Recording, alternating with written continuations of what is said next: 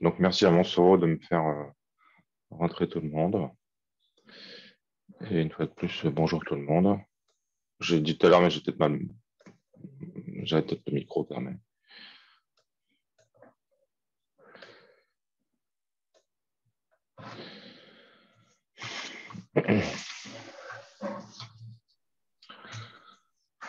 Donc, c'est un cours important, comme je le disais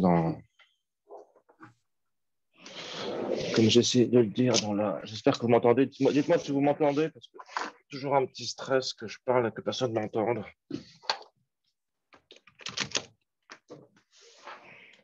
Ah voilà, comme personne me dit bonjour, ça me.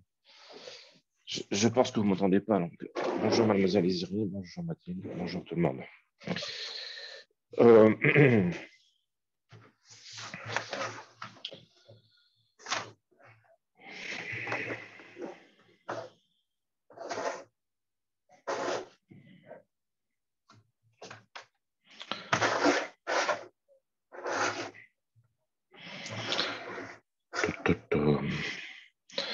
Donc, le cours d'aujourd'hui, c'est un cours sur l'analyse syntaxique ascendante.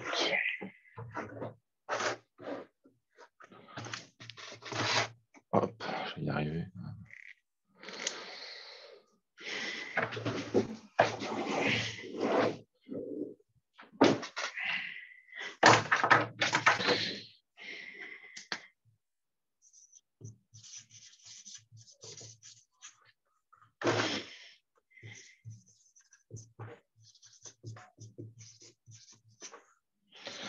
Ascendante.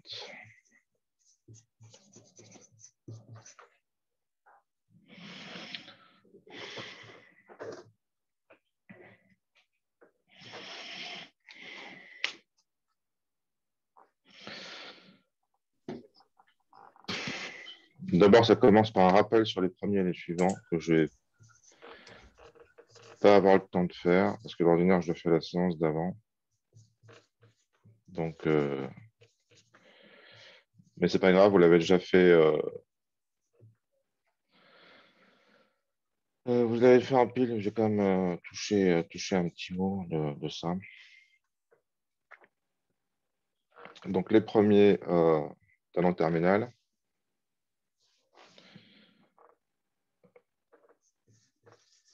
C'est. Alors, je préfère vous donner une définition informelle. La définition mathématique, vous l'avez dans le cours. C'est les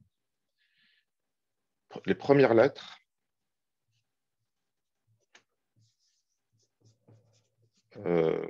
des mots dérivés à partir de n.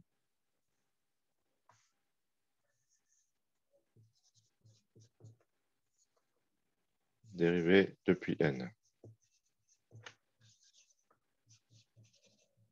D'accord. On s'en sert, on calcule ça. On calcule ça en résolvant des équations. D'accord. En deux étapes.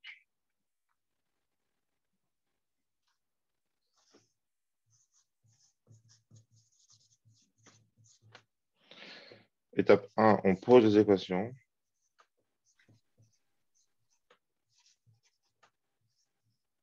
Excusez-moi. Des équations entre ensemble de lettres. Alors, c'est un ensemble de lettres. Non, c'est un ensemble, c'est des ensembles de lettres, d'accord. Ensemble de lettres. Calcul des ensembles de lettres. Donc, on pose des équations entre ensemble de lettres. Étape 2, on les résout.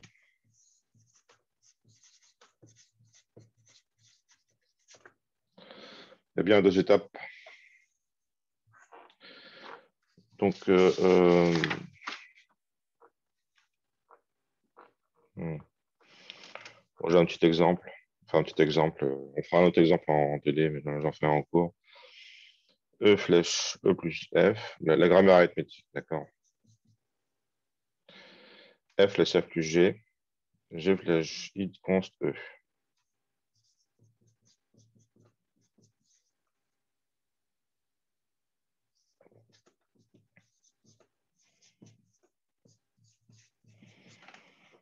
En parenthèse, c'est une grammaire qui ressemble à la grammaire des expressions rationnelles, les expressions arithmétiques. C'est pareil, sauf que là, c'est un multiplié, excusez-moi. On a plus et multiplié au lieu de barre horizontale et point, c'est la même grammaire. Ça vous a pas réussi la grammaire avec l'expression rationnelle, je suis en train de corriger vos partiels. Bon, ne vous inquiétez pas, de toute façon, je fais un barème approprié pour que les notes soient raisonnables. Donc, on pose des équations, on les résout. Et puis, alors, dans nos grammaires, on rajoutera toujours la règle, une autre règle, un autre axiome pour marquer la fin du mot. D'accord. Notre axiome, ce sera en fait toujours un nouvel axiome. Là, comme je n'ai pas de S, j'utilise S. Flèche l'ancien axiome, c'était E, et puis dièse pour marquer la fin du mot. D'accord. Celle-là, on la rajoute, donc je la mets en rouge. Tiens, je vais montrer que c'est une règle qu'on rajoute.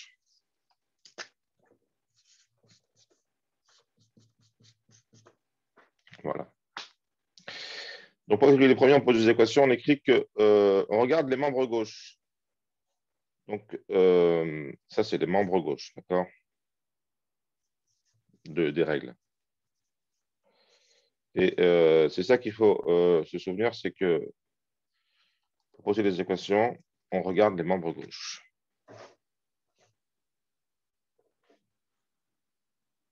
Pour les premiers.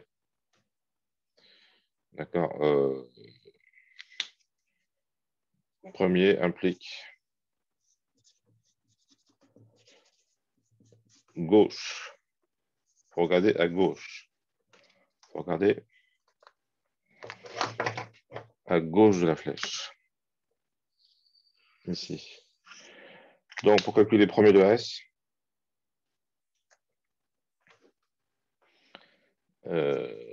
j'ai écrit que c'est égal à... les mots qui dérivent à partir de S,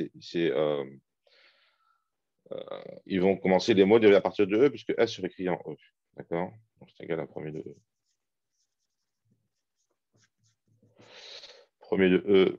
Alors là, si on voulait écrire l'équation, ça donnerait premier de E égale premier de E. Ça ne va pas nous mener loin, ça.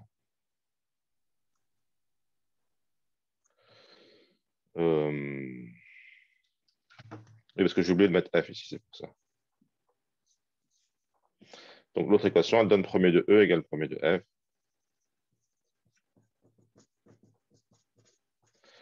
Donc, pour écrire ces équations, dans le cours, il y a les règles, hein. Mais là, vous comprenez que puisque E serait écrit en F, une lettre qui commence à moduler à partir de E va commencer à moduler à partir de F. Si une lettre commence à moduler à partir de F, elle va commencer à dériver à partir de E. D'accord. Je préfère faire un exemple que d'écrire la règle, parce que les règles, c'est toujours difficile à lire. Et puis à la fin, je suis un peu pressé déjà dès le départ. Donc, premier de F égale premier de G, ça c'est la même idée. Monsieur, après ce que vous écrivez. Ouais, excusez-moi, merci. Merci de me rappeler à l'ordre. Heureusement que vous êtes là, monsieur Hamza. Premier de G égale.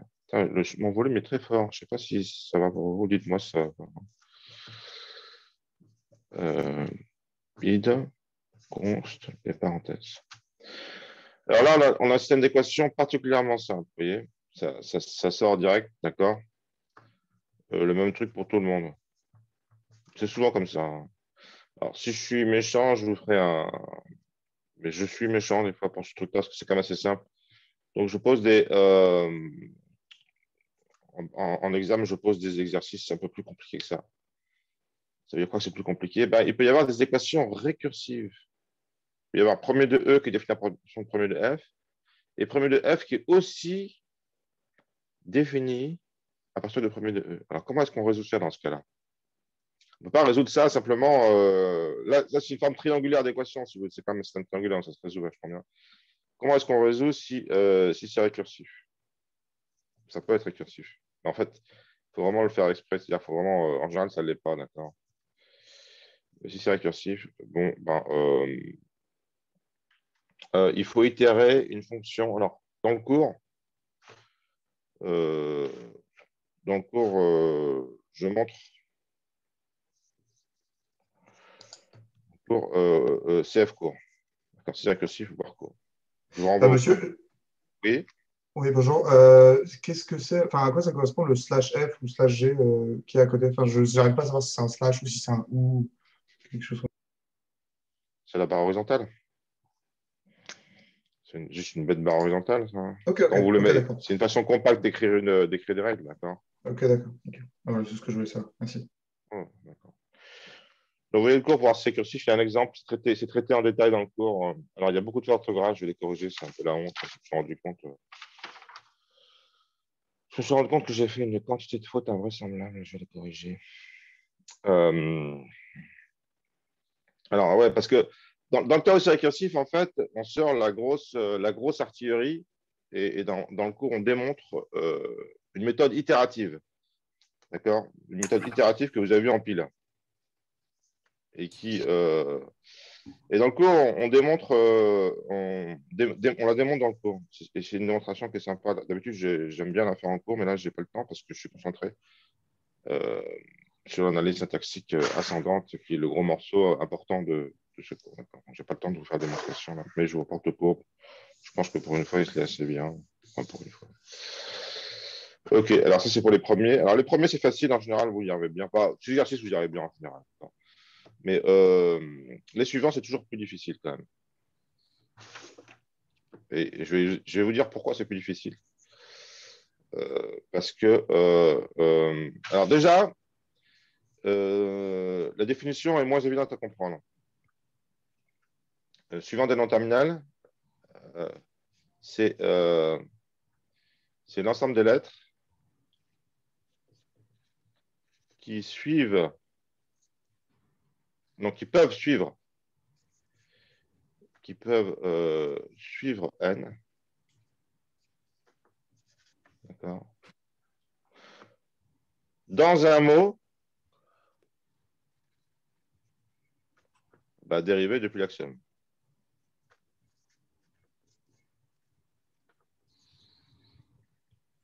D'accord? Comme ils peuvent suivre, on l'appelle suivant, c'est logique.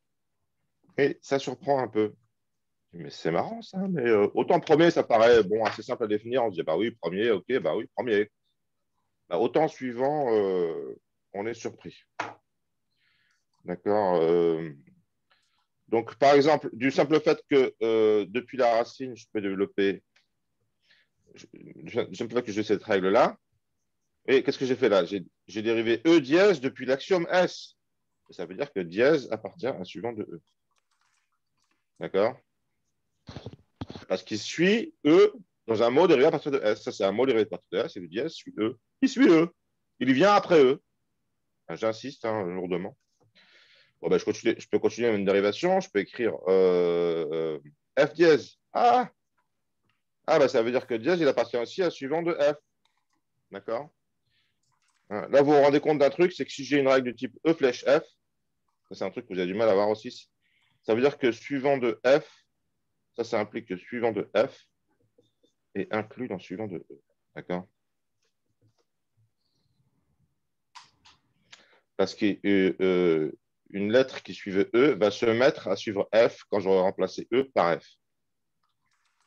C'est tout con, mais ça aussi, c'est un raisonnement que vous avez du mal à faire aussi, en général. Donc, on va écrire les équations. Pareil, il y a deux steps. J'aurais écrit deux étapes. Équation.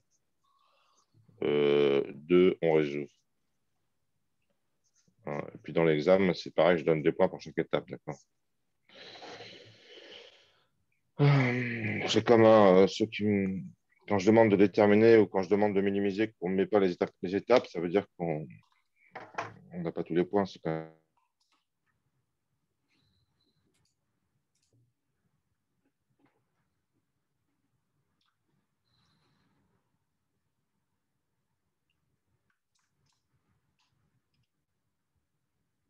Alors, je vais le mettre en rouge. Pour les premiers, regardez à gauche.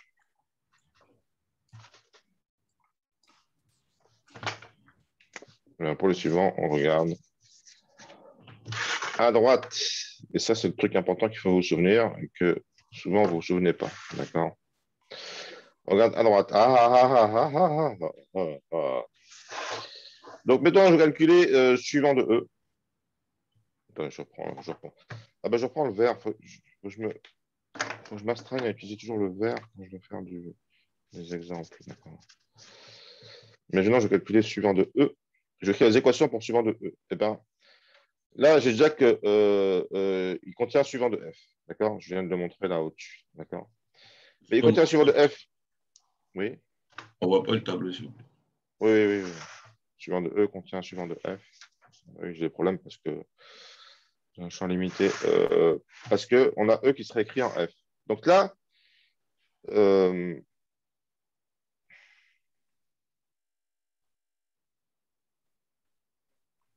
non, bah non, je vais calculer suivant de F, c'est plus marrant parce que suivant de E, il est trop. Il est trop. Bon, suivant.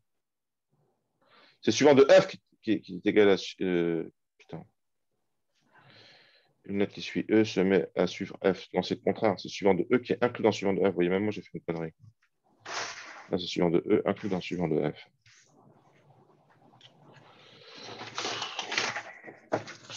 Donc, suivant de E. Mais, donc, suivant de F. Il contient suivant de E. Parce que. Bah, attendez, je vais écrire l'équation ici parce que je n'ai pas posé Arthur avec le truc tout le temps. D'accord. Suivant de F. Il contient suivant de E. Pourquoi? Parce que il apparaît là. Je regarde à droite. Ici, c'est droite, c'est à droite, d'accord? Je regarde ici. Je ne regarde pas là, je regarde là. Il apparaît là, il apparaît là, il apparaît là. Et pour chacune de ces apparitions à droite, ça va donner un terme.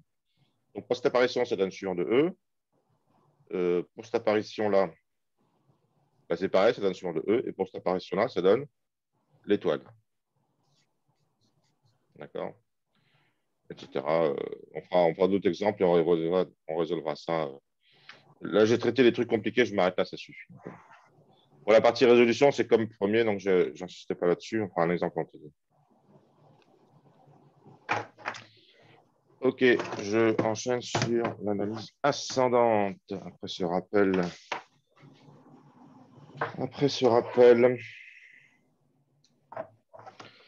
Donc, analyse 14.2.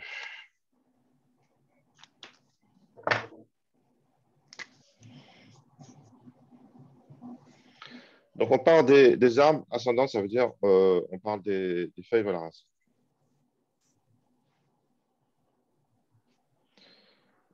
Feuilles vers racine, d'accord. Des feuilles, on écrit les feuilles et on remonte vers la racine.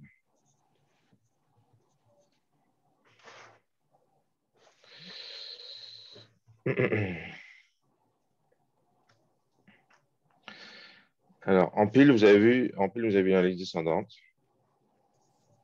Vous l'avez vu un peu de façon pas très approfondie, c'est-à-dire que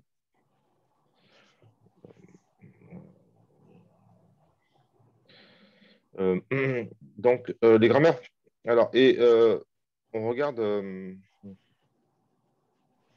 Donc, les grammaires qui marchent pour l'analyse descendante s'appellent les grammaires LL1.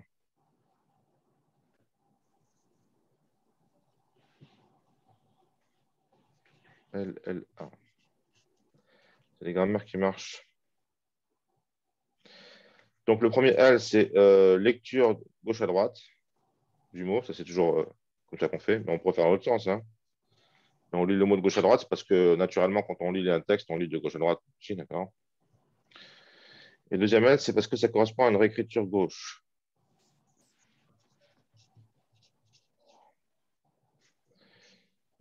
Gauche. Et le 1, c'est parce que on utilise un caractère d'avance. On se permet de regarder le prochain caractère à lire sans le consommer. Notion de caractère d'avance qu'on va illustrer dans ce cours aussi, d'accord? Caractère d'avance. En fait, ça suffit toujours d'en lire un, donc 1, ça suffit, d'accord? Donc, grammaire que vous avez vu l'an dernier, elles font des réécritures gauche et elles utilisent un caractère d'avance, ça s'appelle LL1. Les grammaires qu'on va voir cette année, ça c'est pile. D'accord, cette année, on fait les grammaires LR1,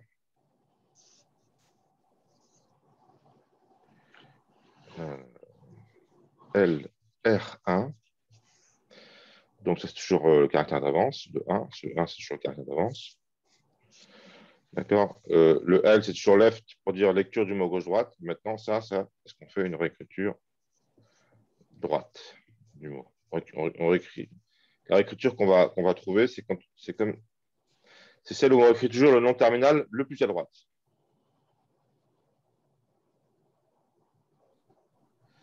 Alors, les grammaires LL1, ce n'est pas toutes les grammaires. D'accord? Si je représente toutes les grammaires possibles, ça c'est l'ensemble de toutes les grammaires, et ben, il y a un sous-ensemble de grammaires qui sont les LL1, d'accord? Et ben, les grammaires LR1 contiennent strictement les grammaires LR1. D'accord? Elles sont contenues. Donc, si une grammaire est LL1, ça implique qu'elle est LR1.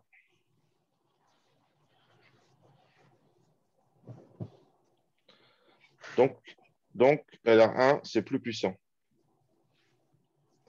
En ce sens où on va pouvoir... ça modélise ça offre plus de possibilités que ne l'offre LL1. D'accord? Et c'est tellement puissant que ça suffit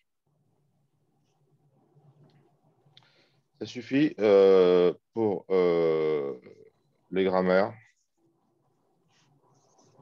utilisées dans les langages de programmation. Utilisées pour la programmation. D'accord?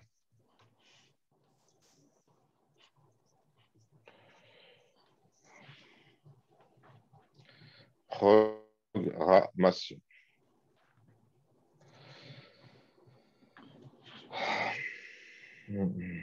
Donc, ce sont celles qui sont utilisées, l'analyse descendante.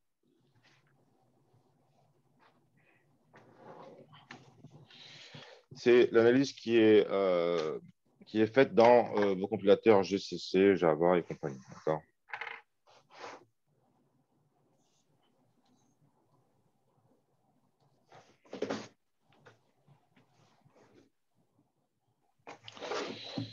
Analyse descendante égale.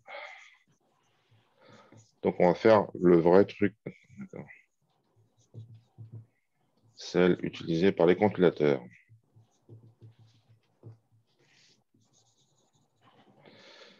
Par GCC, Java, etc.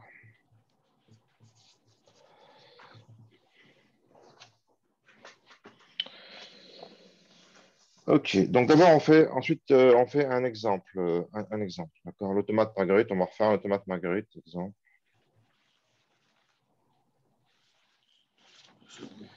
Comme on a déjà fait un en TD, vous allez bien suivre ce qui était, tout le monde était en TD a priori. Donc on considère toujours notre grammaire simplifiée sur la grammaire simple S flèche A, S, B ou Y. D'accord. Donc, cette automate Marguerite.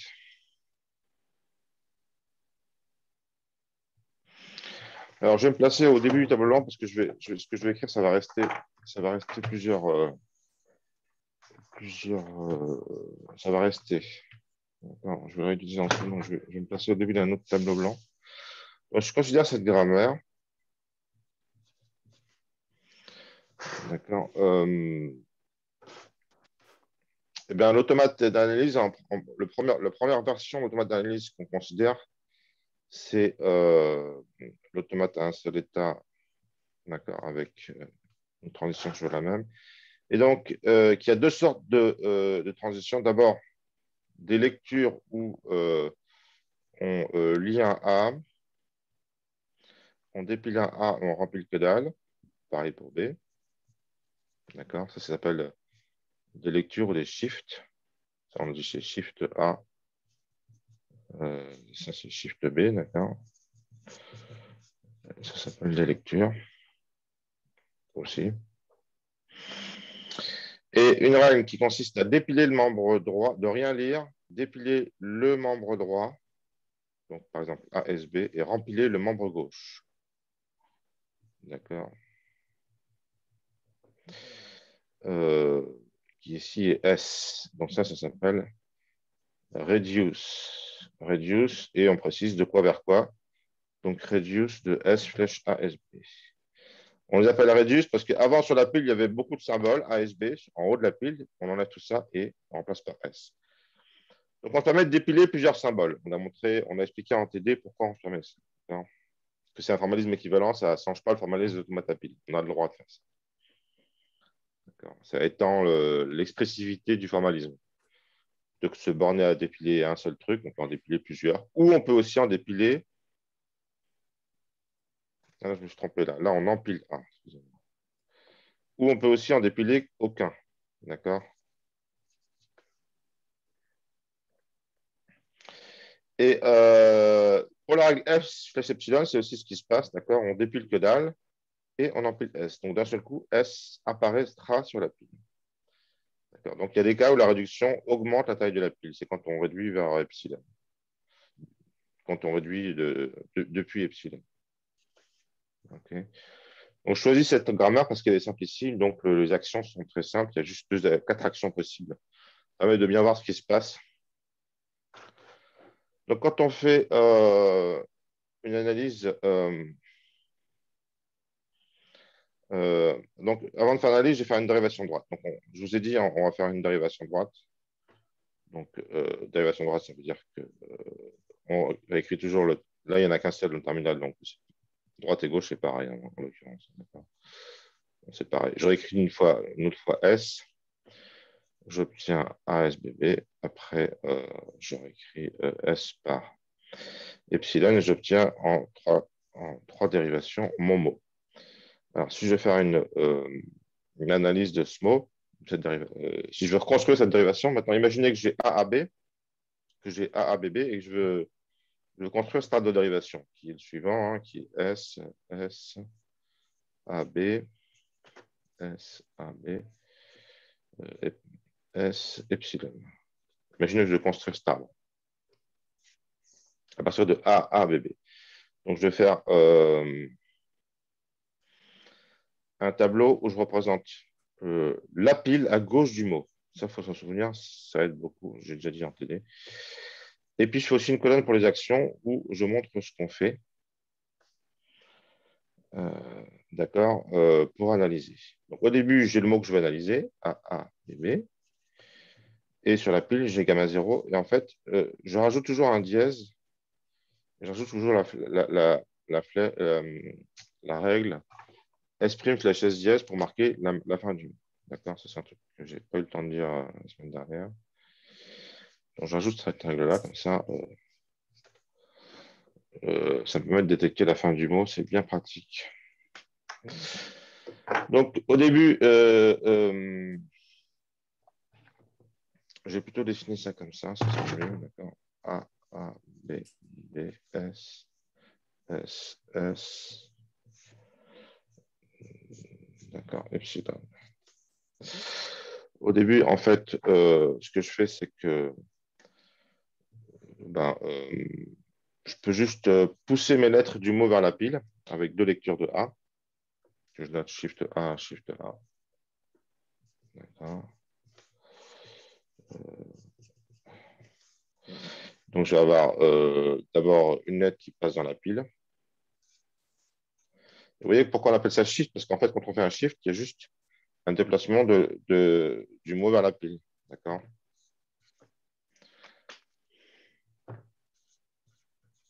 On obtient ça.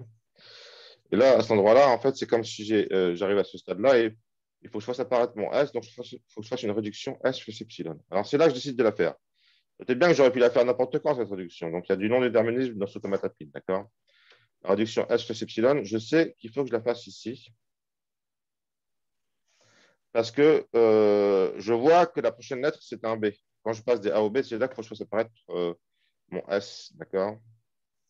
Mais ça, je le fais parce que je suis intelligent.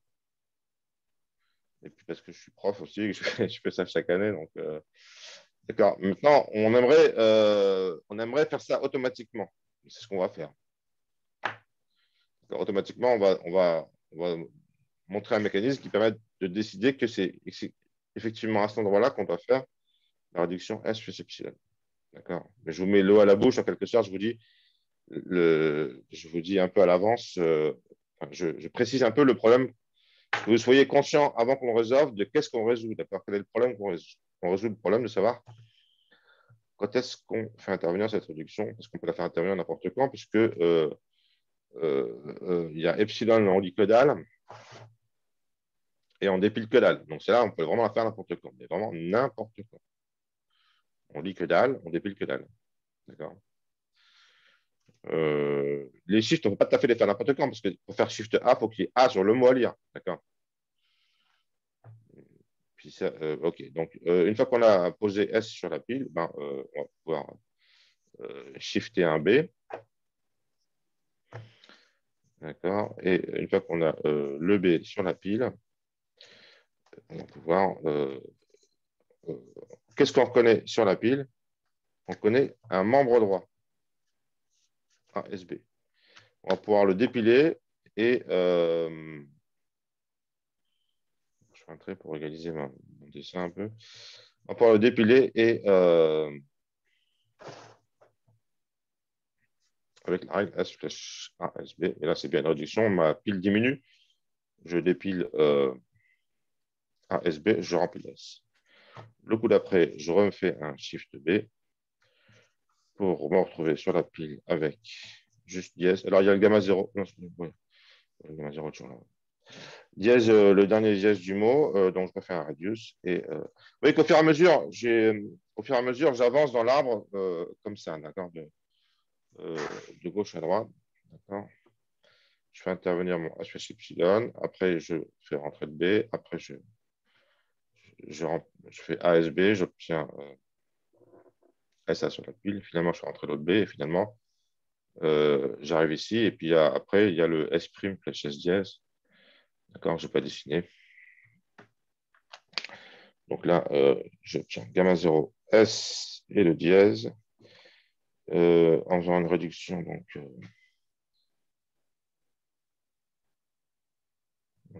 Vous voulez dire S', monsieur? oui, 2 secondes. 2 secondes.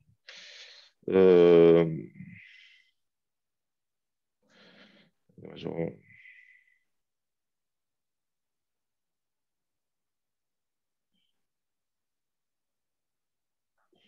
Je suis un peu trop vite là. C'est gamma 0 A, S, B, dièse. Et là, je fais la réduction. S flèche A, S, B. Et là, j'ai gamma 0 S dièse. Et là, je pourrais écrire que je fais la réduction S' flèche S dièse. Mais en fait, à cet endroit-là, je préfère dire directement que c'est succès. D'accord, ça correspond à succès. Donc, j'écris pas ça, j'écris juste succès là. Parce que si je fais cette réduction, ça veut dire que j'ai réussi. S'il n'y a rien sur la pile. Mais oui, non, je suis sûr que j'ai réussi. Donc, j'écris déjà directement succès ici. Une des raisons que je fais ça, c'est que ça m'évite d'introduire un autre état. D'accord. Jusqu'à présent, j'avais une chier de truc ici, puis un autre état où je disais gamma 0. Enfin, je déplais dièse.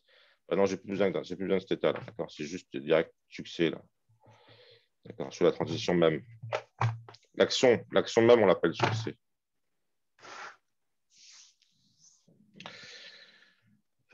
OK.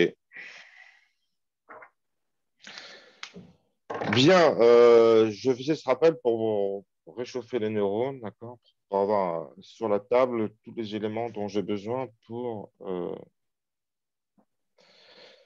vous expliquer ce qu'on va faire. Donc, on va enlever, selon le déterminisme, lecture-réduction. On va résoudre notre but sur cet exemple. Monsieur? Oui. Mais comment on peut faire S' donne S dièse si on n'a pas empilé dièse sur la pile?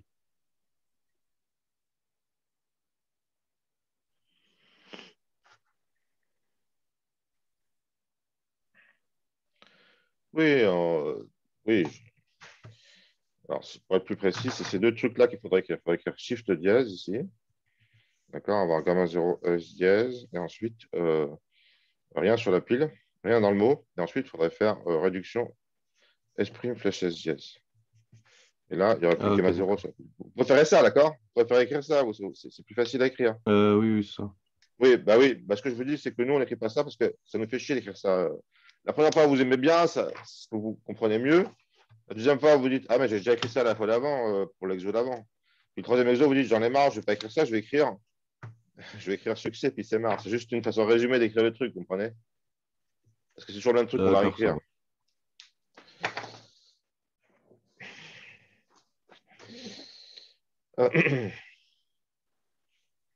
Ok. Donc, Excusez-moi. oui, Du coup, ça s'appelle l'analyse descendante LL. ascendante, Ascend- ascendante, LR1, ouais. LR1? Oui, oui. On va on va comprendre plus tard ce que ça veut dire. LR1. LR1, ça veut dire qu'on tire le plus qu'on peut tirer du caractère d'avance. On tire le maximum. C'est ça que ça veut dire. On regarde le caractère d'avance et on en tire le maximum. D'accord. Mais ascendant, c'est le R qui veut dire ascendant parce que ça veut dire qu'on fait une rupture droite. Sauf que là, on ne le voit pas parce qu'il y a juste, dans nos dérivations, il y a juste un seul nom terminal. On voit pas son rupture. On voit D'accord. quand même qu'on part des feuilles vers la racine. On voit qu'on construit des feuilles vers la racine. Oui, oui, ça va. Merci. N'hésitez pas à m'interrompre. Je suis assez content de vous en cours parce que je trouve que vous êtes très vivant. Euh, tout ça. Donc, on veut résoudre. Notre objectif maintenant, c'est de résoudre le non-déterminisme.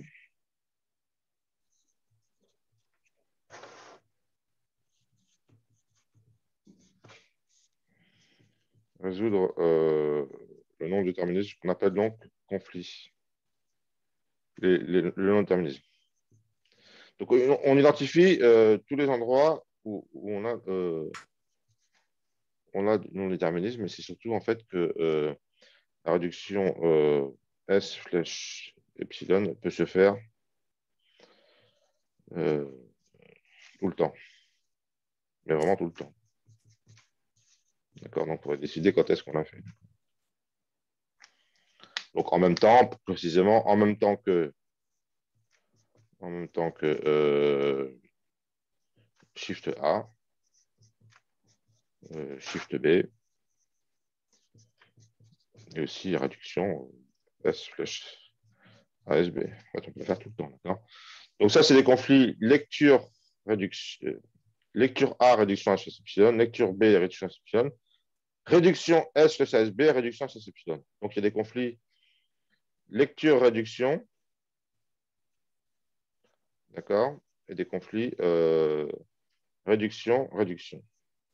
Il y a deux types de conflits, d'accord. Il n'y a jamais de conflit lecture-lecture. Pourquoi? Parce que c'est la prochaine lettre qui va dire qu'est-ce qu'on lit, d'accord. Il y a des conflits lecture-réduction ou réduction-réduction. OK. Bon. Donc, on va utiliser deux techniques. Donc, bon, je vais écrire. Ça, c'est des conflits. J'écris quand même des trucs. Hein. Ça, c'est des conflits qu'on appelle lecture-réduction ou shift-reduce. Bon, je peux écrire shift-reduce puisque, puisque j'ai appelé ça shift. D'accord. Ça, c'est des conflits. Euh, reduce, reduce. Reduce, reduce. Voilà, que vous ayez un peu, j'écris ça pour que vous ayez un peu le feeling de ce qui existe comme conflit. D'accord? Alors, pour atteindre notre objectif, on va utiliser deux techniques.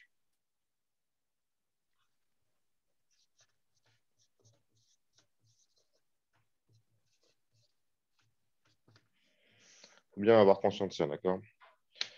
Alors, on va utiliser un automate que j'appelle l'automate magique parce qu'il a quelque chose de magique. Parce que je ne démontre pas son fonctionnement dans les détails, mais l'état, on va choisir l'action en fonction de l'état, d'accord? L'état va préciser l'action, dont les états vont préciser les actions, dont les états vont dicter, vont préciser les actions possibles. D'accord? On sera dans un état machin, il va dire, ah, tu peux réduire SS epsilon, mais tu ne peux pas lire, ou bien le contraire. D'accord? C'est seulement dans un état en particulier qu'on pourra faire la réduction à SS epsilon, pas dans tous les états. Donc, suivant l'état où on est, on pourra ou on ne pourra pas faire cette réduction. D'accord? Et on va utiliser ici le caractère d'avance.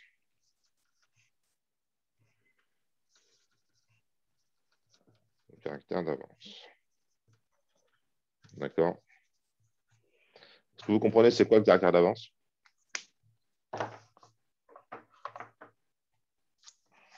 C'est la prochaine lettre du mot à lire qu'on n'a pas encore lu. D'accord? Prochaine lettre à lire.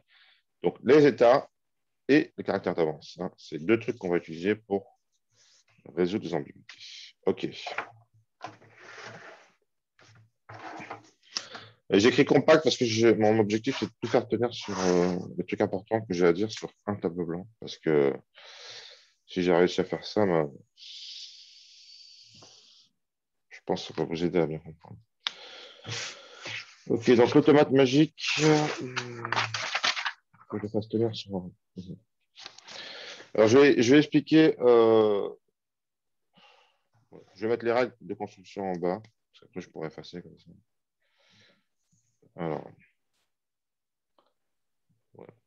Alors, théorème. Le théorème. Alors, il y a un théorème que je trouve assez fantastique. C'est... vous avez des mots de pile, d'accord? Alors, ils sont là, ces mots de pile. Je vais les mettre en vert. Ça, c'est les mots de pile.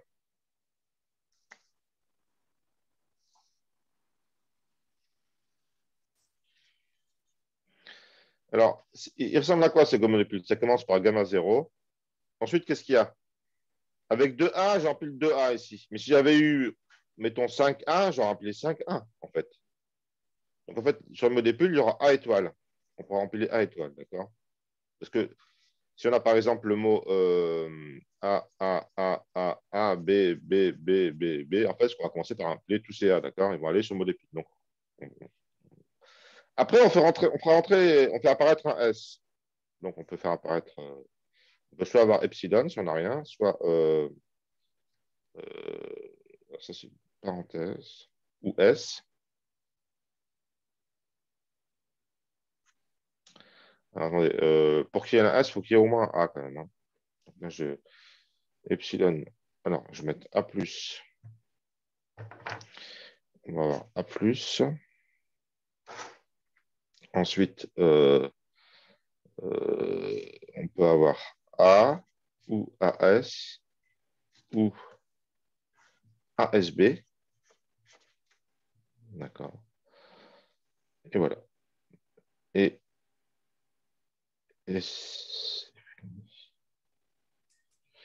c'est fini. Ou bien on peut avoir S. Ou bien gamma 0 S. D'accord. Qu'est-ce que j'ai écrit en vert? Quelqu'un peut me dire ce que j'ai écrit en vert?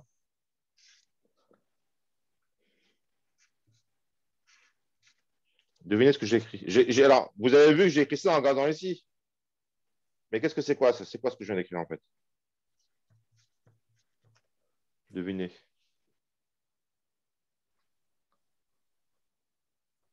Tous les mots de la pile qu'on peut faire. Ouais. C'est le langage des mots de pile. Langage des mots de pile. Entre parenthèses. Non, ça je vais écrire en noir. Langage des mots de pile.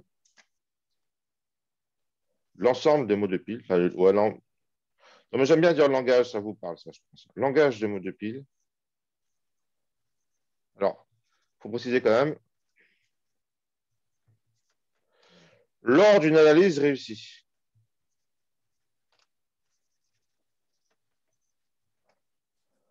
Réussie, d'accord? Parce que là, l'analyse est réussie. Parce que si l'analyse n'est pas réussie, on peut par exemple avoir gamma 0, AA, SS, SS. On peut faire apparaître autant de lettres qu'on veut, d'accord? Donc, il faut préciser quand même que c'est les mots qu'on obtient sur la pile lors d'une analyse réussie, d'accord? Eh bien, le théorème 17 dit ce langage est régulier. Ce langage est régulier. Est régulier, premièrement. D'accord. Deuxième lien, on peut facilement construire l'automate le reconnaissant. Donc, on raccroche, excusez-moi, on raccroche les wagons avec la première partie du cours où on parlait d'automate d'état fini. D'accord. Bon. Ce qui va le reconnaître, c'est un automate d'état fini. Il n'y a plus de pile. On a avalé la pile. D'accord. L'automate qui le reconnaît,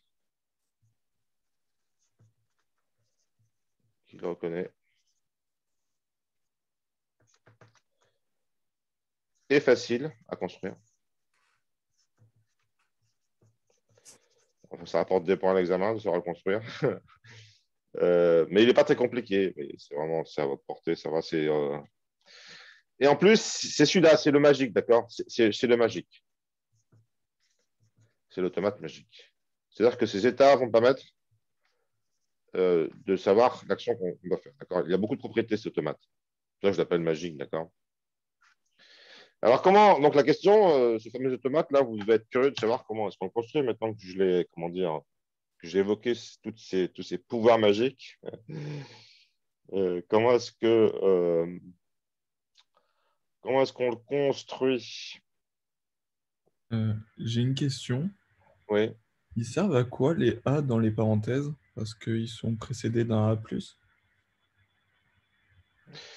Ben, on a plusieurs A. Oui, d'abord, il y a A, il y a A+. Il y a toujours un A avant le S, sauf pour le dernier. Donc, on peut avoir gamma 0 S, d'accord? Oui, oui. Maintenant après les A+, ah non, c'est A étoile, c'est pas A+. Voilà, d'accord. Non, c'est A étoile, je me suis trompé. Oui, ça va mieux comme ça, là. Oui, C'est ça, merci. ok. Ouais. C'est pas Pontigia qui a parlé, là? Ouais. Non, Euh, non, je me demandais. Ouais. Euh, alors, oui, c'est l'automate magique. Alors, moi, je l'appelle automate magique, je trouve ça drôle. En fait, dans la littérature, il s'appelle automate LR0, parce qu'il ne considère pas les caractères d'avance. C'est ça qu'on met. Pas de caractère d'avance, d'accord? LR0. Monsieur, Oui, qu'est-ce que vous dire par ce langage irrégulier? rationnel, régulier. Oui, c'est notre. Excusez-moi, c'est notre rationnel. Ça vous plaît mieux, ça, c'est parce que oui, c'est notre appellation de langage rationnel, un langage régulier. C'est une expression rationnelle, en fait, hein. Ah, ok, d'accord, merci. Il s'appelle dans la littérature l'automate LR0, d'accord? Non officiel. Non officiel, c'est bien que vous le cherchiez quand même, parce que l'automate magique, ça fait un peu ridicule. C'est l'automate LR0. D'accord? L'automate LR0 parce qu'il n'y a pas de caractère d'avance. C'est pour ça qu'il y a un 0. Alors, comment est-ce qu'on le construit? Donc, comment est-ce qu'on construit cet automate magique? Alors, les règles, on considère des items. Donc, état égale ensemble d'items. Qu'est-ce qu'un item?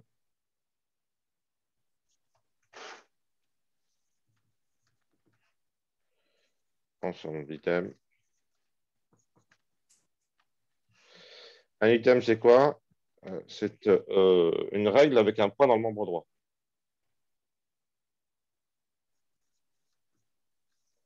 Règle plus point. J'ai fait un gros point pour que vous voyez bien, dans l'embre droit. Alors, ça paraît bizarre dit comme ça. Un point dans le membre droit. Mais monsieur, c'est quoi ça? Par exemple, S flèche A point SB. Il y a un point dans le membre droit qu'on intercale entre deux lettres, entre le A et le S, entre le S et le B. On peut aussi le mettre au tout début, d'accord? Point ASB, ou on peut aussi le mettre à la toute fin, ASB point. Il va se déplacer ce point, il va se permettre de savoir, de repérer où est-ce qu'on est, d'accord? On va le déplacer progressivement du tout début vers la toute fin, d'accord? En passant par A.SB, AS.B, d'accord? Donc, les états, c'est des ensembles de bidules comme ça. Un bidule comme ça, c'est un point dans l'embre droit. Et pour calculer les états, on rebondit. D'accord? On fait une clôture. On rebondit. Je marque juste on rebondit. Je le marque en rouge parce que c'est un truc qui est. C'est le principe. J'appelle ça rebondir parce que je sais pas, ça sonne bien. Je vais expliquer ce que ça veut dire que rebondir. Pour les transitions, c'est qu'on déplace le point pour transitionner. Transition égale déplacer le point. Déplacer le point. Donc, voilà, il y a 4 trucs à mémoriser, d'accord? Enfin, un état, c'est un point d'item, un item, c'est un puissant point, on rebondit et on transitionne. On rebondit, c'est pour finir un état.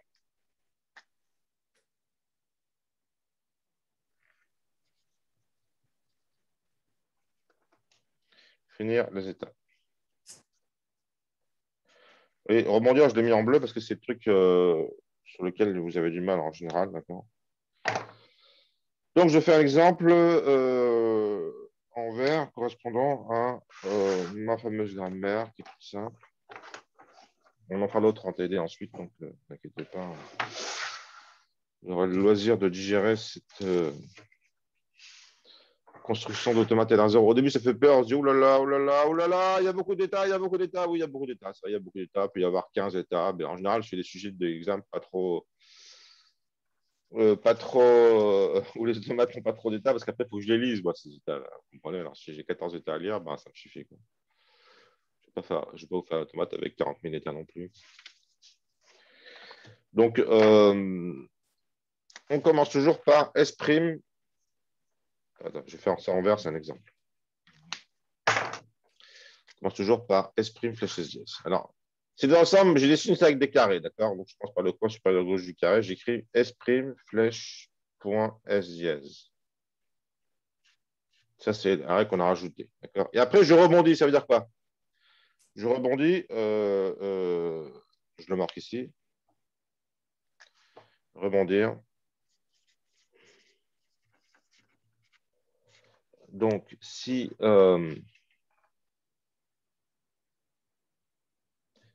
pour tout item de la forme M flèche alpha.n bêta, je rajoute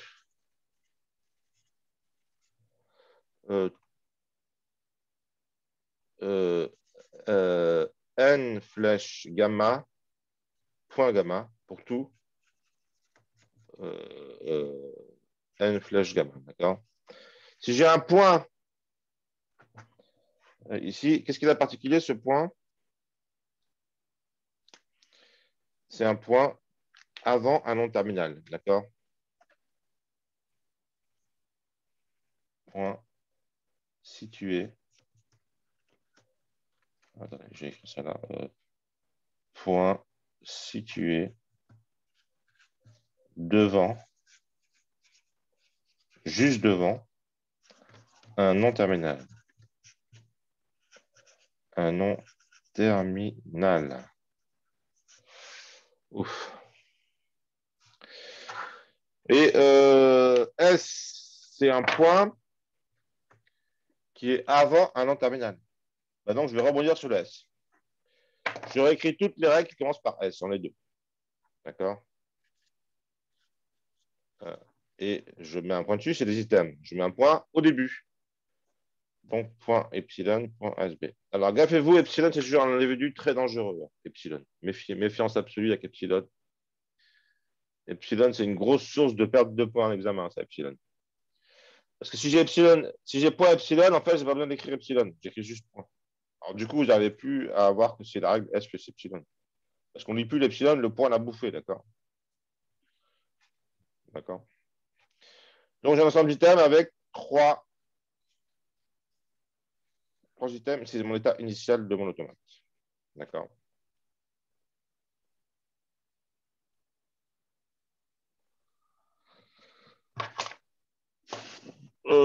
Et après, pour transitionner, je déplace le point. Alors, j'ai un point là, je ne peux pas dépasser, il n'y a, que le point. D'accord. Là, par contre, j'ai un point avant le S, donc je peux dépasser le point.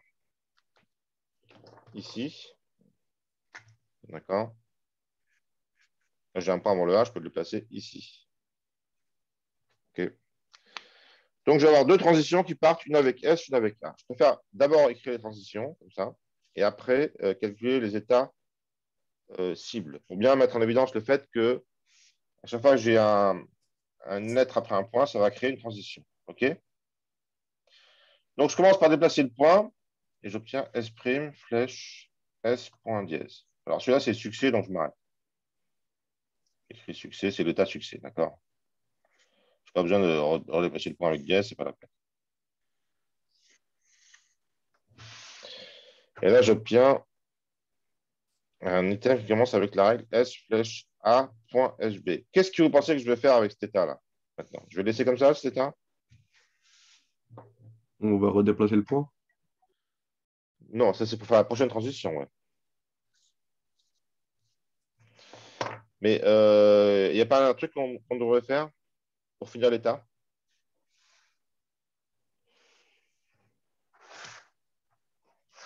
Pour finir l'état, je vais regarder si je peux. De rebondir.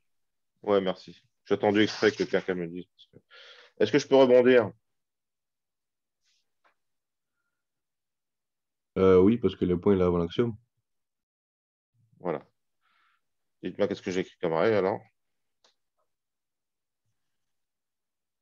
Comme item, j'écris quoi?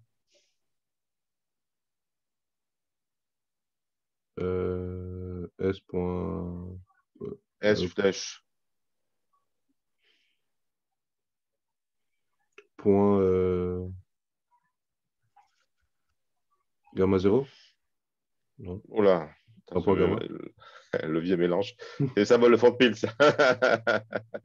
Comme tout à l'heure, c'est exactement pareil que là, vous voyez? C'est pareil que là. C'est pareil que là. C'est ces deux règles-là qui vont s'introduire, d'accord? Je réécris toutes les règles qui commencent par qui réécrivent S, d'accord? Il y a S plus epsilon et S flèche ASB, d'accord? Je réécris les deux là comme je fais tout à l'heure et je mets le point au début, d'accord? Là, j'enlève epsilon parce que le point epsilon, c'est une chaîne de caractères, d'accord? Epsilon, il n'y a pas besoin de le mettre. Voilà, c'est comme tout à l'heure, vous voyez? J'ai rebondi comme tout à l'heure. Là, je rebondis, ben là, je rebondis aussi, d'accord? Donc, si je lis S, là, ça va pour cette règle-là, il y a des questions sur ce que je viens de faire? Donc à chaque fois qu'on rebondit, on réécrit ce qu'on avait dans l'état d'avant. Non, non, non.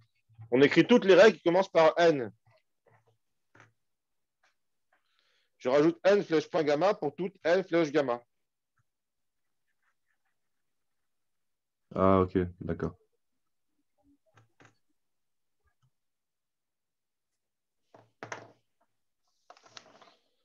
Alors, je regarde le chat un peu parce que, à un moment, quand vous chattez, je vois plus ce que vous dites. Si, c'est bon. OK. Donc, après, là, je vais redéplacer le point sur cet item-là. J'ai aussi une transition par A. D'accord. Où je vais déplacer le point ici. Bon, dites-moi sur le chat dans quel état je vais là. Pour celui-là et pour celui-là.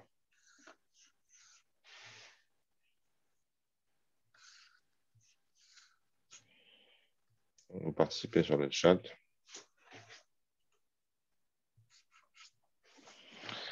Chattez-moi. Chatot. Bon, c'est histoire que le cours soit plus vivant. Ça fait déjà un TD. Je trouve ça efficace parce que du coup, vous réfléchissez à 50 personnes. J'obtiens le même effet que j'obtiendrais si je faisais 3 TD en même temps, vous vous rendez compte? Vous mettez sur le chat qu'est-ce que je mets dans l'état au-dessus, l'état en dessous. Commencez par celui-là, là. Commencez par celui-là. L'état au-dessous peut être AS.B. Oui. Vous avez gagné. S flèche, hein. Pas obligé de regarder. S flèche. AS.B. Et ensuite, encore une transition, on arrive sur S flèche ASB point et on s'arrête parce que le point arrivé au bout, on peut le déplacer, d'accord? Et maintenant, l'état d'en dessous.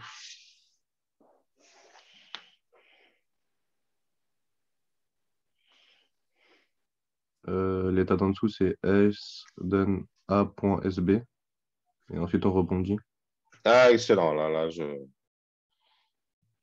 suis content parce que vous avez déjà intégré le truc qu'il faut intégrer, d'accord? Oui, monsieur Hamza a dit, et ensuite on rebondit, et bien souvent, malgré tout, on oublie de rebondir. Hein, c'est mon expérience.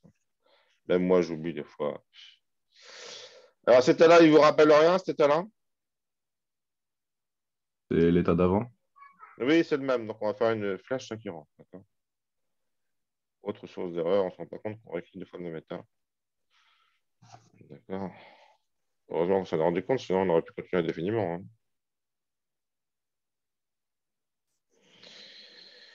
Et là, au stupeur, on se rend compte que si on met tous ces états finaux, que se passe-t-il? Question à 1000 francs. Je mets tous ces états finaux maintenant. Hein. Il est malade. C'est étonnant quand même, manip. Hein. Tous ces états-là, je les mets finaux. Pourquoi? Parce qu'on a S et S peut faire epsilon. Alors, je vais réécrire. Non. Je vais réécrire plus. Je vais réécrire plus stylisé cet automate en mettant tous les trucs finaux, d'accord?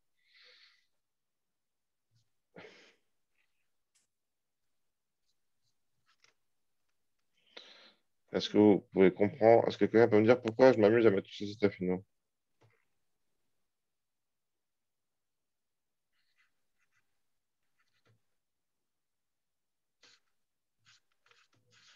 Et j'enlève le gros carré pour bien faire apparaître la structure de l'automate.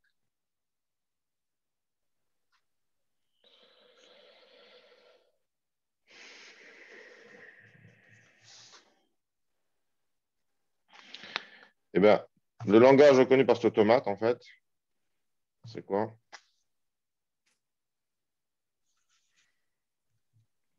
Eh bien, c'est A ou.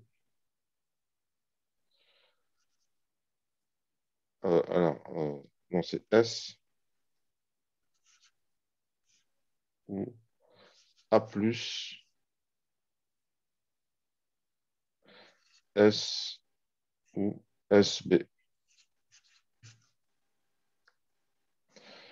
Et celui-là, je l'avais mal écrit, j'aurais dû l'écrire comme ça, d'accord?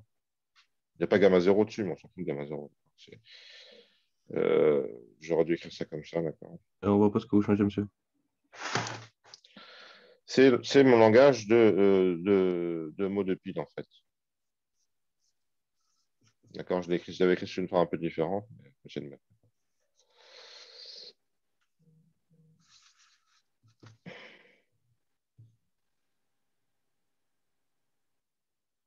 Ou epsilon.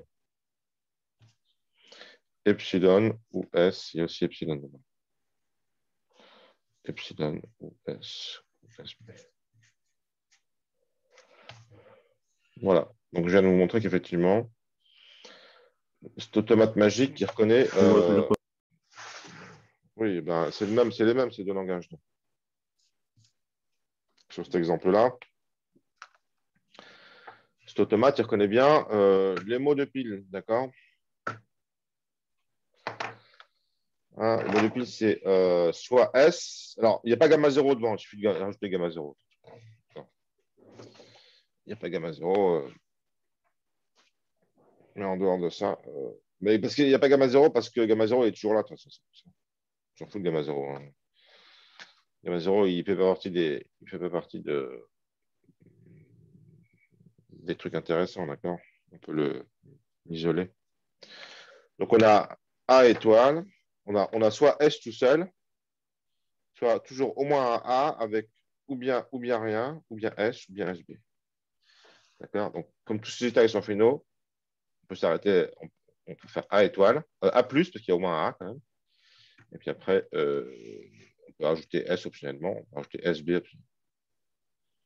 Monsieur, Bien. juste, excusez-moi, juste pour savoir, on met tous les états finaux pour avoir le langage des mots de pile? Oui, Ok, d'accord. Ok.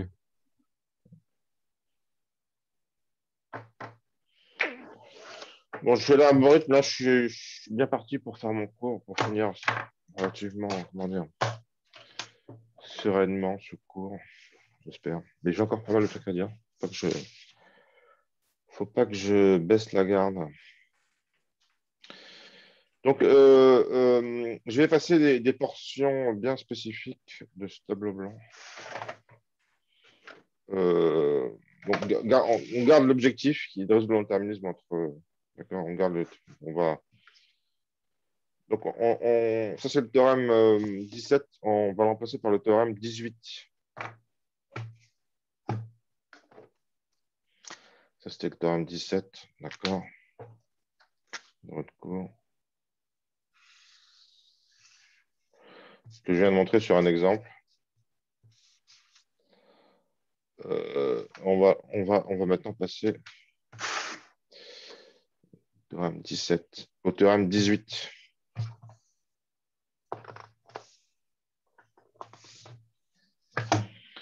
Qui n'est pas compréhensible, malheureusement.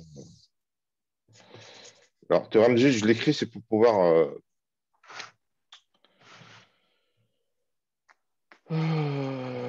Bon, là, je vous parle tout de suite, vous risquez d'être un peu largué, mais...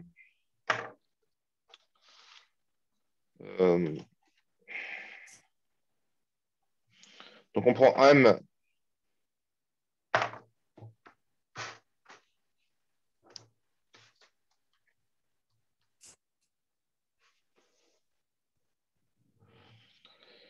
Donc, on fait tourner l'automate pour connaître un mot M. Monsieur, Oui, excusez-moi.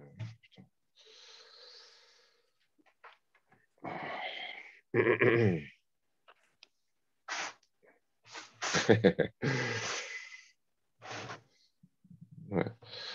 Si on fait tourner, si on fait marcher, on fait tourner, on applique donc l'automate LR0. C'est l'automate magique. Hein. Je l'appelle LR0, c'est plus court. D'accord, sur un mot M. M. Et que on reconnaît. En fait, je pourrais dire si l'automate si l'automate LR0 reconnaît M, LR0 reconnaît M, tout simplement, reconnaît.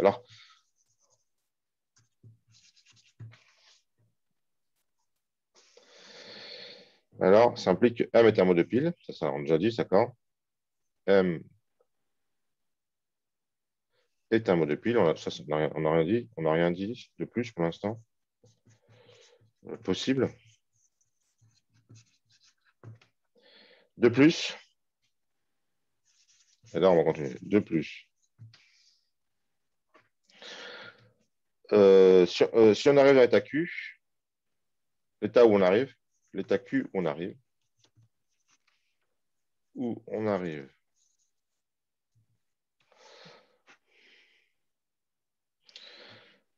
contient un item, contient, doit contenir, contient un item. Donc, vous voyez, si vous avez le cours avec vous papier, c'est pratique, non? Vous pouvez suivre ce que je dis au fur et à mesure sur le cours, hein, je pense. Hein. Vous pouvez noter dessus, je ne sais pas. N/chaque fois pour méta, tel que. Là, j'écris une chaîne de trucs que vous n'allez pas trop comprendre, mais ce n'est pas grave. Vous allez comprendre pourquoi ce n'est pas grave. L'important, c'est que vous réussissiez à lire seulement, sans comprendre, en fait. Déjà, lire. Tel que. Alors, alpha est suffixe de M.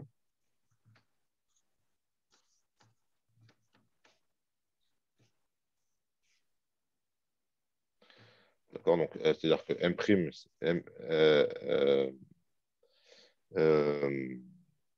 M égale M' alpha. C'est ce que ça veut dire. M égale M', il se termine par alpha. D'accord. Et il existe un mot T de terminaux. D'accord. J'écris ça là. Il existe deux trucs. Donc, un mot T de terminaux. là, on voit plus, monsieur. Ah, pardon. Voilà. J'ai un problème de positionnement de caméra.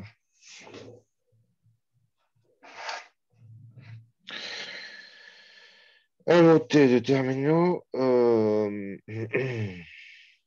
y a une dérivation droite.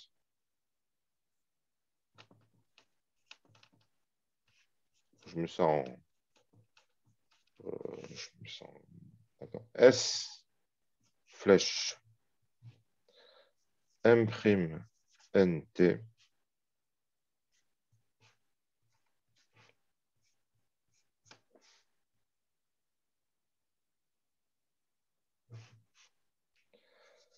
M prime alpha bêta T. Vous voyez, le dernier pas de réécriture, M prime. Là, comme c'est une dérivation droite, ça veut dire que M', c'est aussi des terminaux, d'accord? Non, c'est T qui doit terminer. C'est une dérivation droite. Donc, ça, c'est le dernier pas de la dérivation, en fait. Alors, là, il y a plusieurs pas de dérivation, parce qu'il y a une étoile. Là, il y a un pas de dérivation, d'accord, pour lequel on a utilisé N, on a remplacé N par alpha bêta. C'est N qu'on écrit. C'est bien une dérivation droite parce qu'on écrit toujours le nom terminal le plus à droite. N, c'est le nom terminal le plus à droite, parce que T, c'est les terminaux, d'accord? Donc, c'est...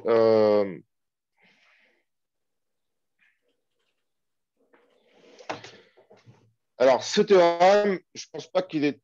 Je ne me suis jamais amusé, parce que comme vous, je suis toujours très occupé à en faire la démonstration, mais je sais que je peux la faire, parce que c'est comme toutes les démonstrations que je ne fais pas. Enfin, le catalogue des démonstrations que je ne fais pas, c'est parce que c'est juste laborieux, quoi. Il faut écrire une hypothèse de récurrence, il faut écrire... C'est un peu ça l'hypothèse de récurrence. Après, il faut voir sur quoi on fait la récurrence. D'accord, mais une des raisons pour lesquelles je vous donne ce théorème, c'est parce que je pense que ça permet de prouver la construction de automate. Ça permet de tout prouver, c'est la clé. J'ai quand même fait l'effort d'écrire le théorème. C'est moi qui l'écris ce théorème, je ne l'ai même pas trouvé dans la littérature. Hein. Parce que c'est assez évident. Hein. Enfin, c'est assez évident. Ça coule de source qu'il faut écrire ça, d'accord? Pour trouver comment on l'écrit, on l'écrit, il suffit de réfléchir un peu à ce qui se passe, d'accord? Mais pourquoi je vous ai écrit ce théorème? C'est parce qu'il permet de comprendre après comment est-ce qu'on va pouvoir utiliser les états de cet automate, LR0, pour décider de l'action. Il fait le lien entre tous, ce théorème 18, d'accord? Ça, quand même, je vous le donne. Hein, c'est quand même c'est un souci de, comment dire, de faire un truc cohérent, d'accord? Pourquoi? Parce que on est en train de faire on est en train de construire l'analyse là, d'accord? On est dans un certain état. L'état Q, on arrive quand il y a un item. Alors, c'est un mot de pile intermédiaire. On veut savoir c'est quoi le mot de pile avant. Le mot de pile avant, en fait, c'est on est sur le mot de pile M' alpha bêta T. D'accord. Le prochain mot de pile, le mot de pile antérieur dans l'analyse dans la dérivation droite, c'est M' NT. On veut passer de M' alpha bêta T vers ça. C'est le pas d'analyse qu'on veut faire. D'accord. On a ça sur la pile et on va avoir ça sur la pile. D'accord. Ça, c'est ce qu'il y a actuellement sur la pile et ça, c'est le prochain truc qu'on va avoir sur la pile. Qu'est-ce qu'il va falloir faire? Il va falloir faire une réduction. On va t'arrêter de faire la réduction N flèche alpha bêta. D'accord? Comme ça, on pourra obtenir le prochain un pas de plus vers l'analyse ascendante. Donc, on veut. Je vais aller sur le bleu parce que là, bon, le théorème, je l'encode en rouge. D'accord? Maintenant, je continue sur le bleu pour bien marquer que c'est une. Donc, je ne vous fais pas de preuve de ce théorème, je vous fais une utilisation. D'accord? On veut faire l'action réduire N flèche alpha bêta. D'accord. Ben, il y a deux possibilités. D'accord? Si bêta égale il y a deux possibilités. D'accord? Il y a deux cas. Il y a le cas bêta égale epsilon. Bêta égale epsilon, on peut le faire. D'accord? Le bêta égale epsilon, ça veut dire que notre item, il est de la forme avec un point en bout. D'accord? Il n'est pas de la forme alpha n flèche alpha point bêta, il est de la forme n flèche alpha point. Il a un point au bout. D'accord?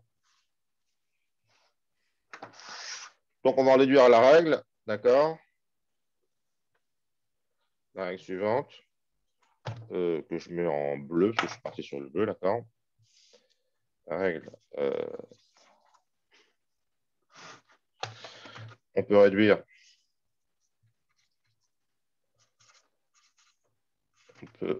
On peut. D'accord. Si l'état contient n, une règle de type n flèche alpha point, avec le point au bout, d'accord? Au bout, d'accord? On peut réduire.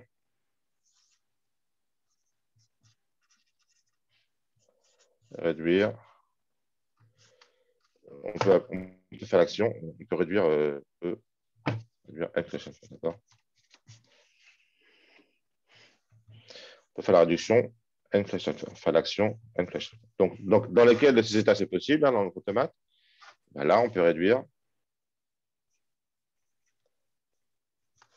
Attendez, j'ai pas la place d'écrire là, je vais écrire ça ici.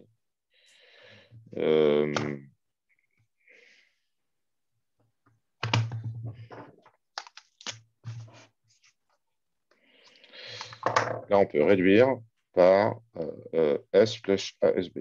Parce que le point il est à la fin de le ASB. Donc là, on peut faire une réduction de S flèche ASB ici. D'accord? Dans cet état-là. Et dans cet état-là, on peut faire une réduction, parce qu'il y a ce truc-là, d'accord? On peut faire une réduction de S flèche epsilon. Et là aussi.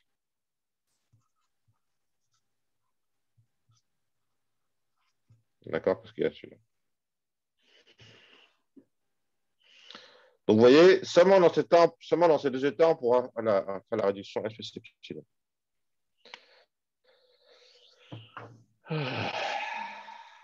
Mais on n'a pas. OK, donc ça, c'est. Donc, grâce à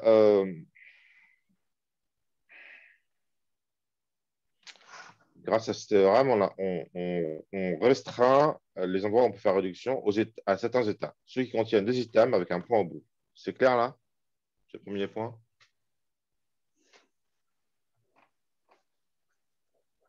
J'aurais dû poser la question pour que vous me pointiez vous-même les états, d'accord? Donc, s'il y a un état où il y a un point en bout, je vais la faire tilt chez vous. Je dis, ah, je peux réduire, d'accord? Maintenant, les états où il y a une lecture, c'est ceux où il y a un point avant un A, d'accord? Donc là, je peux faire une lecture de A.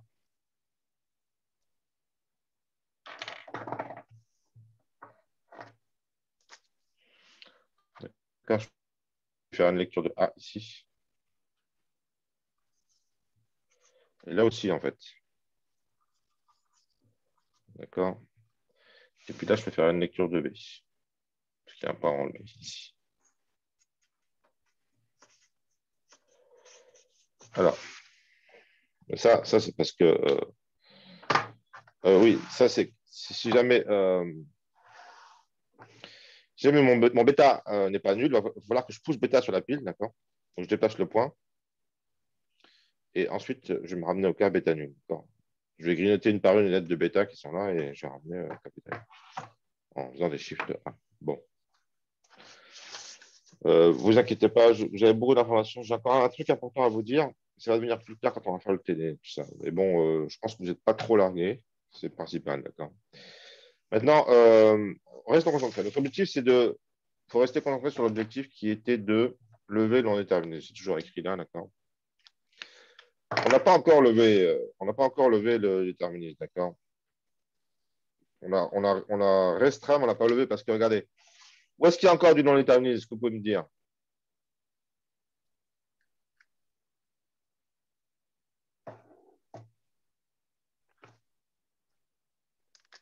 Bon, ça, c'est la règle 1, règle 2, règle 2.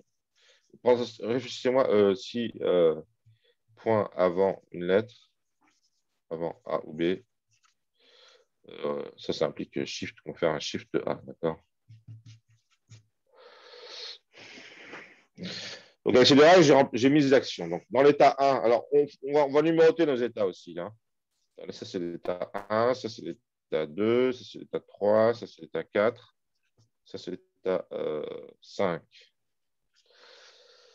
Donc, dans l'état 1, on peut faire réduction S epsilon, shift A. Dans l'état 3, on peut faire réduction S epsilon, shift A. Dans l'état 4, on peut faire shift B. Dans l'état, je répète, dans l'état 1, on peut faire réduction S epsilon, shift A. Dans l'état 2, 3, dans l'état 2, on ne peut rien faire. Dans l'état 3, on peut faire S epsilon, shift A. Dans l'état 4, shift B. Dans l'état 5, réduction S plus ASB. OK? C'est OK là pour tout le monde?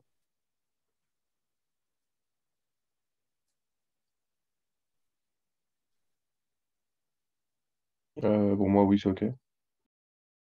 On va supposer que vous appelez tout le monde. Alors, est-ce qu'il y a des conflits? Est-ce qu'il reste des conflits? Est-ce qu'on a levé des conflits? Question à 1000 francs. La question qu'on se pose toujours. Hein. Est-ce qu'on est concentré là-dessus, hein, résoudre des conflits? A-t-on levé les conflits? A-t-on résolu le non-terminisme? Ça se voit. Hein. La réponse est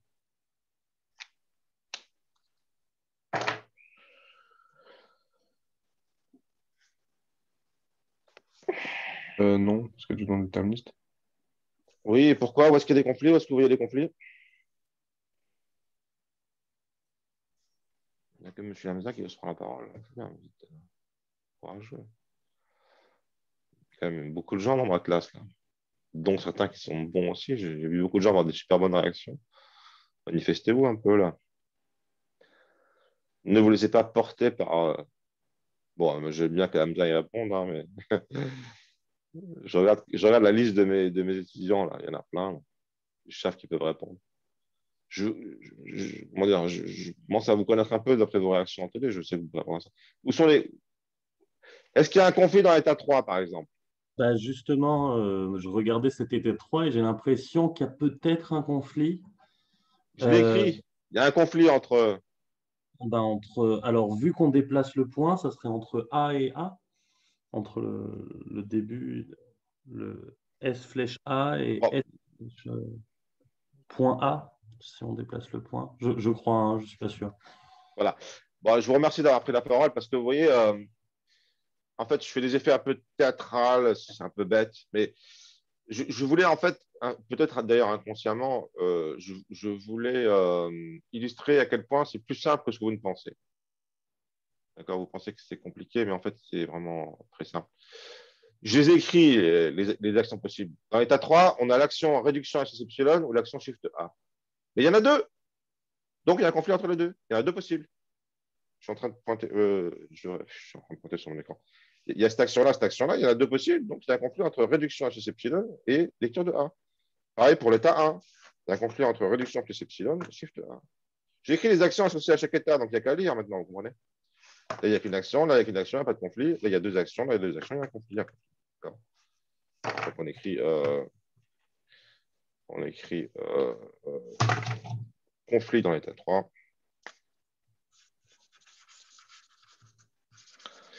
Vous voyez, le premier truc, pour résoudre le conflit, le premier truc à faire, c'est d'abord les identifier où est-ce qu'ils sont, d'accord? Alors, je mets directement entre l'état 3 et l'état 1, parce que c'est les deux états, ils ont un conflit, entre Shift A et réduction à epsilon. On ne sait pas laquelle de ces deux actions. On peut faire les deux, on ne sait pas choisir entre les deux. Donc,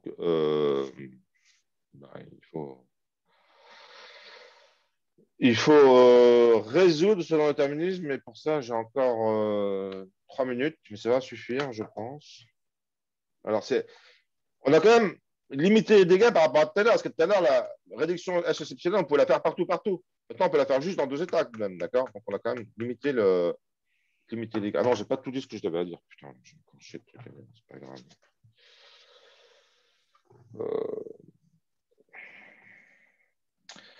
Donc, le deuxième truc,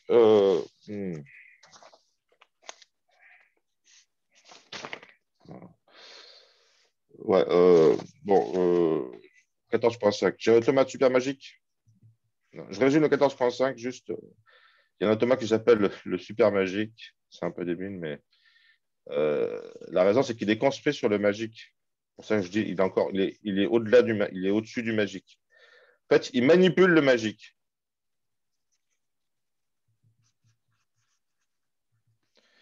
En empilant des états. Là, ça devient carrément un feu d'artifice, d'accord? On va. Alors, voilà, monsieur. Merde. Il manipule le magique, d'accord? Parce qu'il va empiler des états. D'accord? Et je dis feu d'artifice parce que du coup, nos états, d'habitude, ils restaient bien sagement dans leur ensemble Q, d'accord? Q, ensemble d'états. Maintenant, en fait, notre alphabet pile va contenir l'ensemble des états. On va empiler des états. On a le droit parce qu'il y a un nombre fini d'états. D'accord? Ça, c'était juste une parenthèse. Pour voir comment il fonctionne, on verra ça en TD. D'accord? Mais c'est celui-là qui va nous permettre de faire une descendante. C'est l'automate super magique. Et puis, le 14.6, donc, c'est permettre de résoudre ce problème, en fait. Quand on regarde dans le détail, j'ai effacé le théorème. Bon, si on regarde le théorème, si on revient encore une fois au théorème 18, qui est un peu la clé de tout, on se rend compte que lorsqu'on fait, on peut faire une réduction S, une réduction X, non, N flèche bêta, N flèche alpha. On va dans le théorème que j'ai effacé, mais c'est pas grave, parce que bon, de toute façon, même si je ne l'avais pas effacé, je ne pense pas que vous aurez bien percuté le truc, parce que c'est un peu abstrait tout ça. Mais je vous dis la conséquence du truc, d'accord? Seulement si c'est le caractère d'avance. Je l'appelle toujours caractère d'avance, parce que c'est important de garder toujours cette même appellation. Si le caractère d'avance appartient à suivant, le fameux suivant qu'on a vu tout à l'heure, de n. Alors, je répète ça 3 fois à des fins pédagogiques. On va pouvoir appliquer la réduction n flèche alpha. Donc ici, on s'intéresse à s flèche epsilon, nous, dans notre cas. Hein. D'accord? Si seulement si, le caractère d'avance appartient à suivant de n. Si et seulement si le caractère d'avance appartient à suivant de n. Ben ça va résoudre notre problème de conflit. Pourquoi?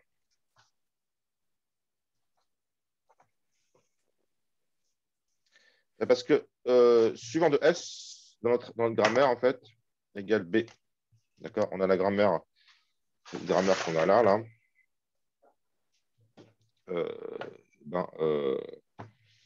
Suivant de S est égal à B. D'accord? Non, on a S' plus S dièse. Donc, on a rajouté S' plus S dièse. Donc, suivant de S, c'est égal à dièse B. D'accord? Mais le prochain caractère, c'est quand on lit, c'est le caractère lu. D'accord? Donc, si le prochain caractère, c'est un A, on fait Shift A. Si le caractère d'avant, c'est A, d'accord? Dans le conflit qu'on doit résoudre là. Si le prochain caractère est A, on va faire prochain caractère. Si c'est A, non, je vais mettre caractère d'avance.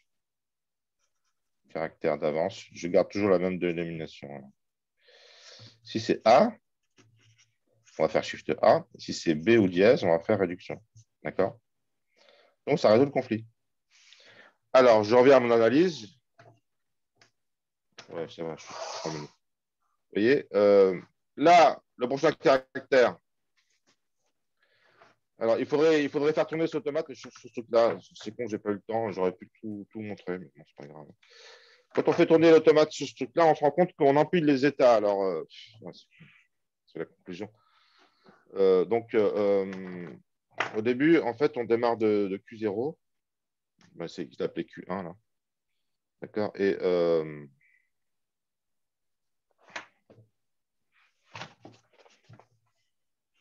mon collègue, il fait TD le mercredi, encore une fois, je pense, non?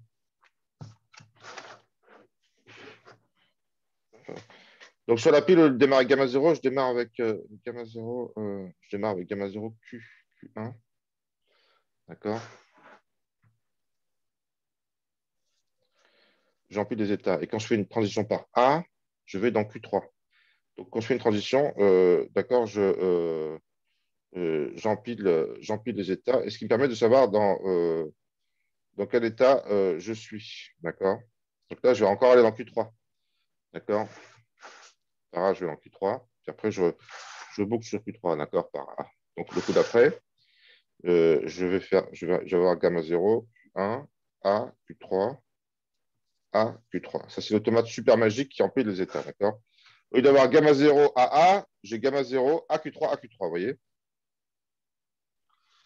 Après, quand j'ai le S, je vais aller sur l'état 4. Non. Alors, je suis là. D'accord. Bon, je suis à cet endroit-là. C'est là que je fais la réduction. D'accord.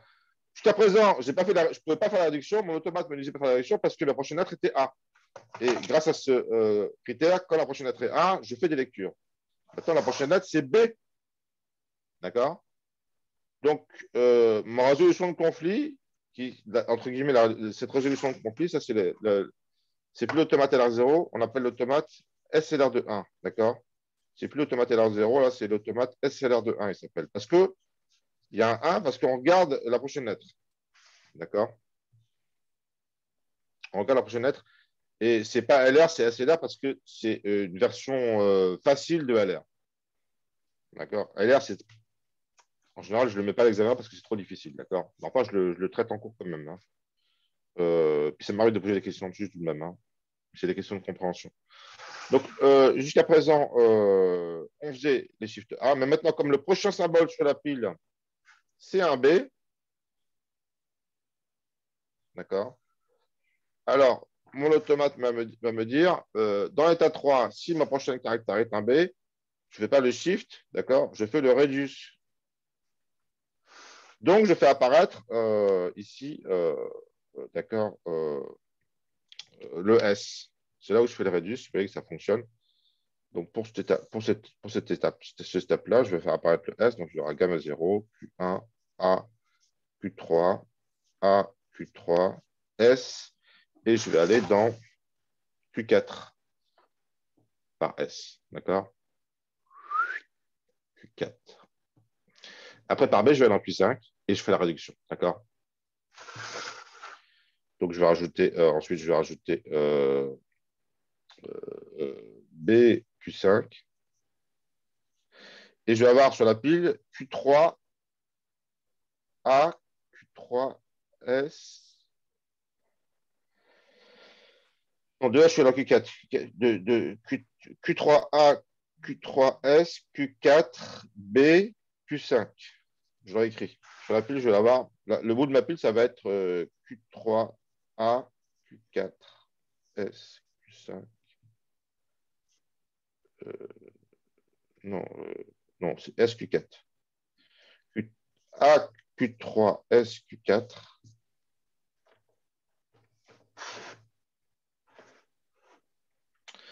BQ5. Je reconnais ASB sur ma pile. Avant, j'avais Q3, donc je vais faire la réduction S/ASB, d'accord. Et pour savoir dans quel état je vais utiliser l'état qui est avant. Là, je sais que vous avez largué, mais bon, de toute façon, je vais m'arrêter, c'est bon. J'ai dépassé le temps. L'état que j'ai empilé, c'est là que j'utilise. C'est à ce point précis que j'utilise, d'accord. Donc ça, je vous demande de faire un effort de concentration, un dernier petit effort de concentration, en fait. Si on empile des états, c'est pour les utiliser lorsqu'on fait des reduce. D'accord.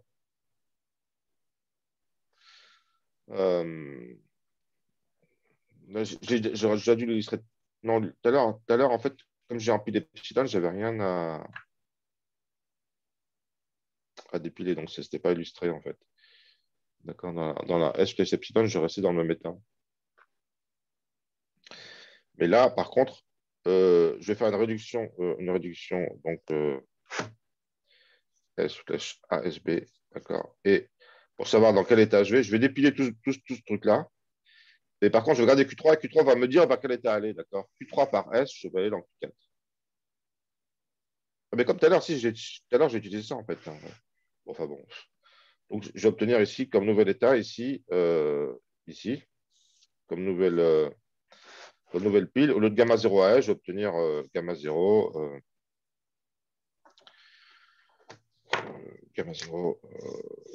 Q3 A, Q3 S, Q4. D'accord. Q4. Voilà. D'accord. Après, je vais obtenir B, Q5, ASB, ça va se barrer. Je vais obtenir Q3 S. Et là, je vais obtenir Q3 S. Non, Q1, non, c'était Q1 le premier. C'est Q1 le premier. Je vais obtenir Q1 S et il va m'emmener par le succès. D'accord. De Q1 S, j'arrive à succès. J'aurai succès sur la pile et je termine. Bon, la fin était un peu trop rapide, je m'en excuse. C'est parce que j'ai commencé à faire l'analyse ascendante au début, là, et ça m'a retardé un peu. Bon, important. J'ai quand même réussi à peu près à faire passer ce que je voulais faire. De toute façon, tout ça, on va le digérer en TD maintenant. Je vous laisse vous reposer et je vous reprends en TD, mais en le groupe 1. À tout de suite. Je vous prie de m'excuser si je vous ai gardé un peu longtemps. Je vous signale que j'ai corrigé les exos. Je vous envoie le lien, vous allez le recevoir.